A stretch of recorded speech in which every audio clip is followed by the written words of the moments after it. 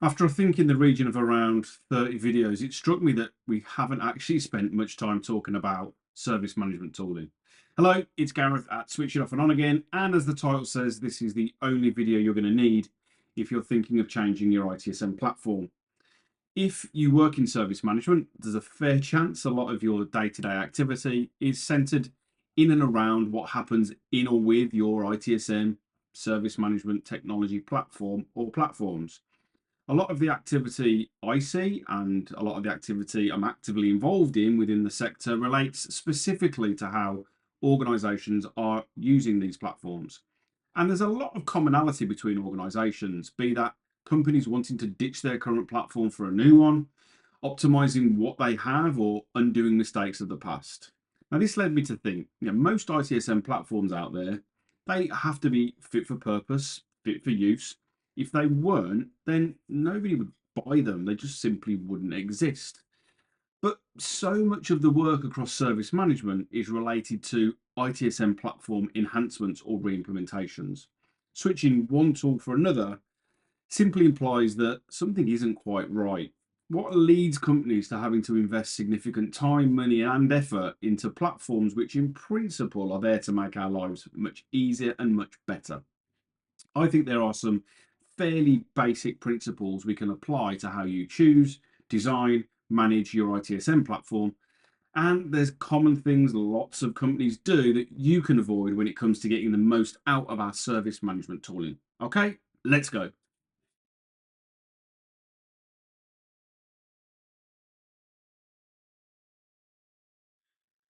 We've all been there in the local shopping mall, department store, or some online shopping site, and we get suckered in by the bright lights, the flashy adverts, the time limited promotions, the smooth talking salesman, convincing us to part with some of our hard earned cash. That impulse purchase you're convinced is going to enhance your life ends up on the shelf, underutilized, problematic, or even given away or disposed of. And why is that? Well, want rather than need, a lack of a clear, identifiable need for that product that is actually going to serve a purpose. These scenarios normally occur where there isn't a well rounded, measurable set of requirements in place prior to any purchase being made.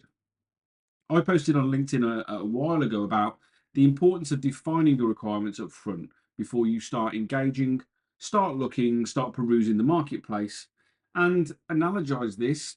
Here we go again, like our weekly trips to the supermarket. As grown-ups, before making that trip to the supermarket, we tend to consult our household on what we need for the forthcoming period.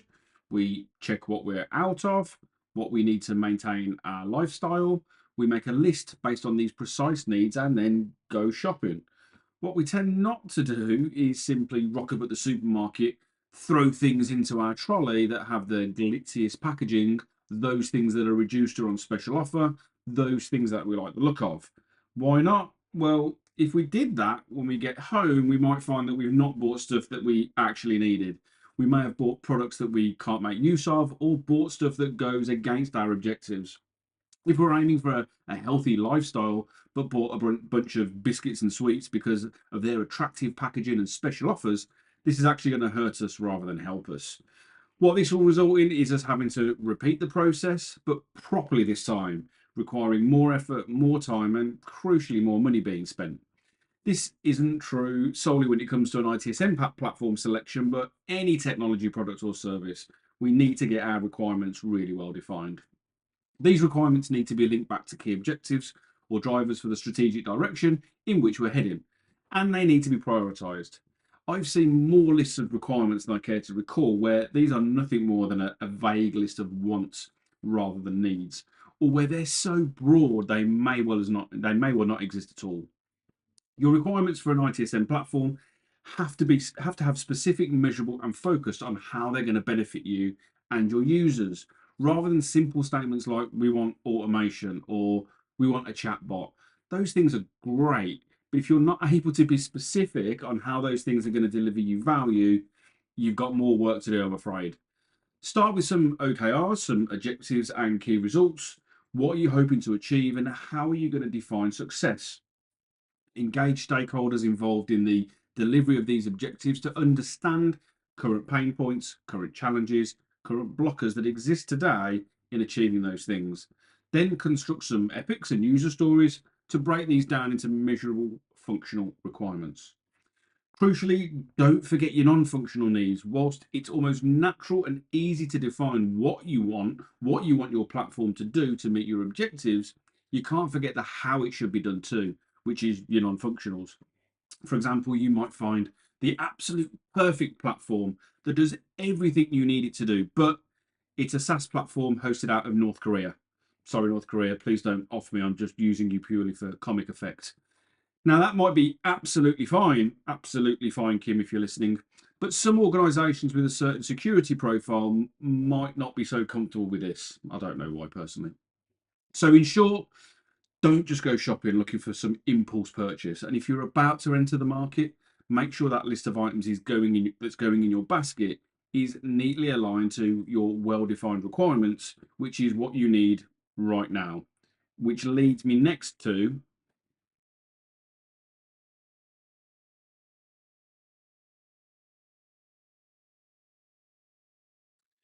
I'm sure you're familiar with the term all the gear, no idea. If you're not, let me explain it. A friend of mine took up golf recently. Played a couple of rounds, not bad, but nothing really to write home about. Week later, he's at the nearest American golf store, spending a couple of grand on top end clubs, golf bags, shoes, gadgets, gizmos, all the things he could think of that he thought would make his golf game a whole lot better. Much to his dismay, and as you can imagine, apart from looking the part, to be fair, none of this really significantly contributed to improving his golf game short term. And, well, same applies here. You're not going to win any awards, apart from maybe some backslapping on LinkedIn, for licensing yourself up to all of the fantastic components, modules, capabilities that ITSM platforms offer that you don't need or can't make use of right now. When thinking about your requirements, again, think about where you are right now and how you can iteratively mature and develop as your capability improves. Don't try and race 100 miles an hour to the utopian, all singing and dancing scenario. Aspire to get there, but be realistic. Instead, save yourself some money and spend your time and effort on those key MVP elements that clearly align to your requirements now, and those that are going to bring about positive change now. My first exposure to ServiceNow some 10-ish years ago, the company I worked for decided to ditch their existing ITSM platform in favour of ServiceNow. They licensed themselves up for pretty much every available component that ServiceNow offered at that time. For such a big organisation, the business change for simply those ITSM elements was enough of a task. I think, if I remember, it took a good 6 to 9 months for us even to get fully comfortable and competent with those incident, request, problem, and change elements. Our team simply didn't have the time or capacity to consider things like event correlation, orchestration, process optimization. As good as those capabilities are, we're still getting to grips with the basics. However, our eyes bigger than our belly approach meant we were paying for all of that stuff we weren't realistically able to make use of. By all means, have a roadmap. Definitely have a roadmap of when you anticipate these bells and whistles will bring you benefit, but be realistic too.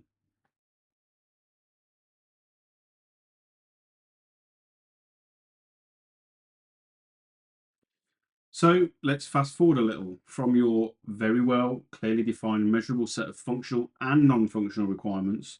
You've been able to progress a business case to secure the funding you need to purchase your new ITSM platform. Happy days.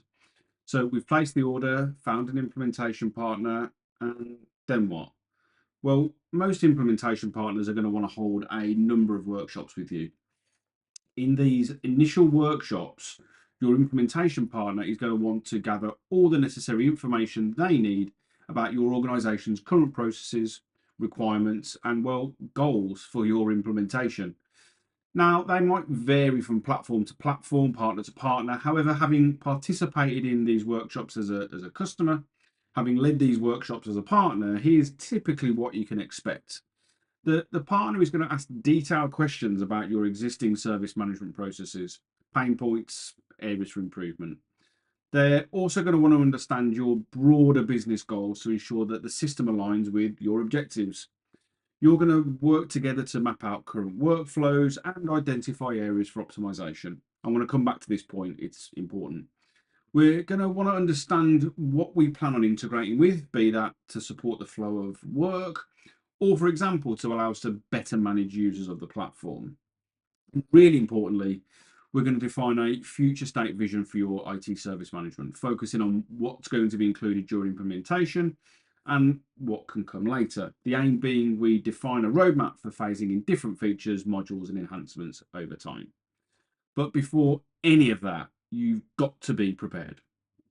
Remember, your partner at this stage will not be overly familiar with your business, how you do things, the services you support, so on. You've got to have clarity about what you require, and you've got to be able to describe your services to your partner outside any information that you've provided during that RFP process. Contrary to belief, you haven't got to have your CMDB mapped out to the nth degree. You haven't got to have considered every potential and possible use case, but you have got to have a degree of clarity about what your MVP looks like. Again, at this early stage, don't feel the pressure or the desire to be all singing and dancing. Aim for what's important. In terms of things you should be doing ahead of time, aside from being really clear about your requirements, firstly, be able to describe your service catalogue. What are those services you provide to your customer base? What technologies, configuration items are they underpinned by? Where are you getting that data from? What requests do you expect from your user community? What things are they going to ask you for via the request catalogue? Be able to describe the use case of the platform, what teams are going to be using the platform, what activities they will be doing, what they won't be doing. Think about what data does the platform need to hold and where's that coming from? How are you going to maintain that? Is there knowledge that needs to come from your existing platform to the new one? And talking about old platforms, how are you going to move from the old platform to the new one? What does that switch over look like? What does your business change and comms activities need to entail? And whatever you do, do not forget this. You've got to bring your users with you on the journey if you want them to adopt and accept and see the benefit from your new platform. Related to this transition point, I've seen a lot of companies want to bring across their open tickets from their existing platform into the new one. This always tends to be problematic to the point I've worked with partners where they just flatly refuse to do it. My advice, have a very neat rundown plan and make sure elements of that are included in your customer facing comms. Even if it means rekeying some open tickets, even if it means maybe dual running platforms for a time, as painful as these things sound, trying to migrate all of your open tickets from your current platform to your shiny new one is much more painful. I've also worked with some organisations who insist they need all the historic data in their current platform in a new one. Simply put, you don't. How often do you actually go back more than a couple of months to look at specific transactions? Never. And transferring all that legacy information is simply big effort for little return. By all means, take an offline copy, however you do that, of the database in your old platform so you can go back if you actually need to, but if you need to.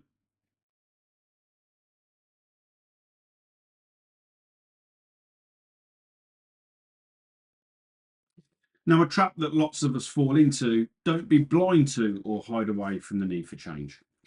I don't mean business change or the change enablement, change management process. I mean us as service management being prepared to embrace the change to how we do things. Presumably, you're moving from one platform because it doesn't meet your needs. Now, nothing wrong with that. However, in some scenarios, maybe a lot of scenarios, it might not be the underlying platform that's the problem, but how your company, your predecessors, you and your team might have bent your current platform out of shape. Made configurations to it that aren't necessarily in line with how the platform is intended to be used. Now, a partner I worked with on an implementation summed this up really nicely when we were discussing requirements. He said, don't be baffled by those people that tell you, oh, ServiceNow doesn't work like that. The reality is, whenever you pose a can ServiceNow or Avanti or any of the other tools do X, Y, Z, the answer is almost always yes. Yes, it can be developed and modified to meet pretty much any user case. But the more important question to ask is, should we? Does that represent a best practice implementation? Well, without fully understanding the ins and outs of every component of your platform of choice, how on earth do we start to answer that question? Well, to start with, a good implementation partner won't just nod their head and accept some madcap idea if it's going to present difficulties down the line. They should be able to guide you on what good looks like and what it doesn't. And if they're not doing that, then what are they doing? Secondly, and it's a bit of a cliche, try to remain as close to the out of the box config as you possibly can. These ITSM platforms are built around hundreds of thousands of similar customer requirements. They align to the best practices and frameworks we all know and love. Why? Well, as I said earlier, if they didn't, no one's going to buy them. Imagine buying a car only for them to have to make loads of modifications to it in order for it to pass an MOT. You wouldn't do it, or the vast majority of people wouldn't do it. Now, I said this is a cliche because by and large, most people get this right. It makes your update cycles much slicker, supportability is easier, cost of ownership is much lower. All that's true until, of course, the platform natively doesn't do something that you need it to do because of a very specific way of doing things that your processes require. The instant reaction, I guarantee, and I see it all the time, is, well, we've got to change the platform so it does it the way that we like. Now, one example I can give, we were rolling out ServiceNow to a part of our business, and that business functions requirement was that whenever a user logged an incident, even via the phone, that the platform would initiate an approval out to the user's line manager. Again, I repeat, for an incident. We had to peel back many layers of the onion to understand why, what purpose did this serve, what benefit does it bring, etc., etc. We had to unpick this, frankly, bonkers approach to incident management, which took some legwork, took some convincing with certain stakeholders, but that meant we could ensure that we weren't bending our platform out of shape. An extreme example, but that was definitely the right thing to have done. My advice here, don't be too proud. Don't hide away from the fact that your bespoke way of doing things might not be the best way, and there might be a better way to do it. Whilst it might mean more work for you and your team, opposed to your delivery partner, commit to the change. Embrace the very reasons that you're moving from one platform to another, or else the chances are you'll be right back here in a few months and years. Anyway, thanks for watching. I hope you're back here at Switch It Off and On again in the near future. See you soon.